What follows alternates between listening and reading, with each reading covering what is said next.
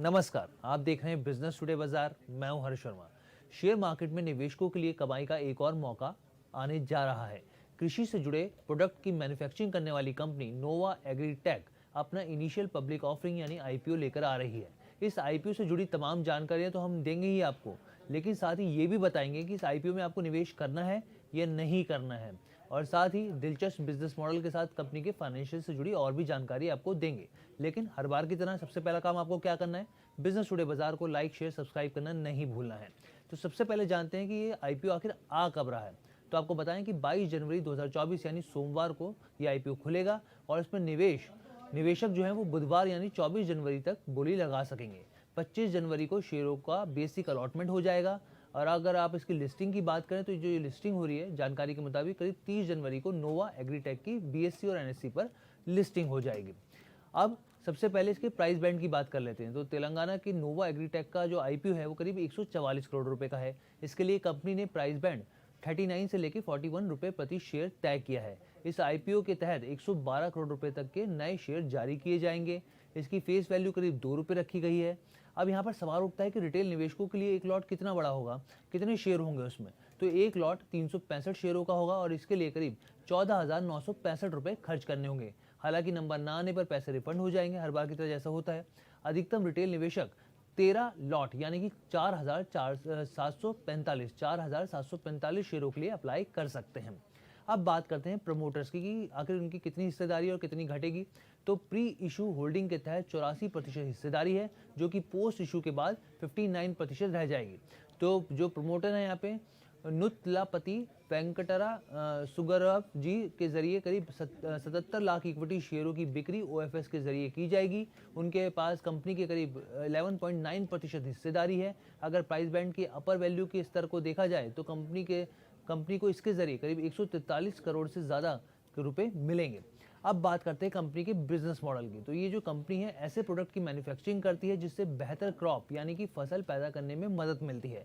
इसका main focus 3 चीज़ों पर है। पहला क्या है, सॉइल हेल्थ यानी कि मिट्टी की उपज बढ़ाने पर। दूसरा किस पर फोकस है, प्लांट न्यूट्रिशन यानी पौधों में पोषक तत्वों को बढ़ाने पर। और तीसरा क्रॉप प्रोटेक्शन यानी कि जो फसल होती है उसकी सुरक्षा को लेकर, क्योंकि हम लोग अक्सर देखते हैं कि देश में किसानों का जो सबसे बड़ा कंसर्न रहता है, फसल खराब हो जाती है और उसके बाद उनको काफ़ी ज़्यादा नुकसान झेलना पड़ता है। तो इन 3 फैक्टर्स पर सबसे ज़्यादा कंपनी का फोकस रहता है। कंपनी इसी से जुड़े प्रोडक्ट्स बनाती है, उनमें टेक्नोलॉजी और डिज़ाइन पर सबसे ज़्यादा जोर दिया जाता है और इन्वायरमेंट फ्रेंडली यहाँ पे ये प्रोडक्ट्स को डेवलप किया जाता है। कंपनी के प्रोडक्ट कैटेगरीज में बायोपेस्टिसाइड, इंटीग्रेटेड पेस्ट मैनेजमेंट भी शामिल है। बायोपेस्टिसाइड और इंटीग्रेटेड पेस्ट मैनेजमेंट भी यहाँ पर शामिल है। तो ये स्थिति हमने आपको यहाँ पर साफ कर दी। अब किसके लिए कितना रिजर्व रखा गया मैं आपको ये भी बता देता हूँ। तो और साथ ही इसके फाइनेंशियल पर भी हम लोग चर्चा करेंगे। तो कंपनी ने आईपीओ का आधा हिस्सा क्वालिफाइड इंस्टीट्यूशनल बायर्स के लिए रिजर्व रखा है। नॉन इंस्टीट्यूशनल बायर्स के लिए करीब 15% हिस्सा सुरक्षित रखा गया है। इस आईपीओ का जो 35% हिस्सा होगा वो रिटेल इन्वेस्टर्स के लिए रिजर्व है। यहाँ पे हमने ये भी आपको क्लैरिटी दे दी। अब बात करते हैं कंपनी के फाइनेंशियल्स की। कंपनी की वित्तीय हालत, वित्तीय सेहत कैसी है। तो नोवा एग्रीटेक के जो फाइनेंशियल पोजीशन जो है वो मजबूत है। साल 2022-23 में कंपनी का जो शुद्ध मुनाफा था वो कंसोलिडेटेड बेसिस पर करीब 50% बढ़कर 20 करोड़ रुपए से ज़्यादा हुआ।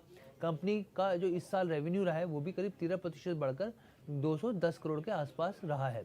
और साल दर साल के हिसाब से देखें तो इस साल कंपनी का एबिटा सालाना आधार पर करीब 39.3% बढ़कर करीब 38 करोड़ से ज़्यादा का रहा है। चालू वित्त वर्ष में अप्रैल से सितंबर की बात की जाए तो इस दौरान कंपनी का कंसोलिडेटेड बेसिस पर जो रेवेन्यू है वो करीब 103 करोड़ रहा है और 10 करोड़ रुपए से ज़्यादा का कंपनी का नेट प्रॉफिट रहा है, जो कि आपको अप्रैल से लेकर सितंबर तक का हमने यहाँ पे डाटा दिया है।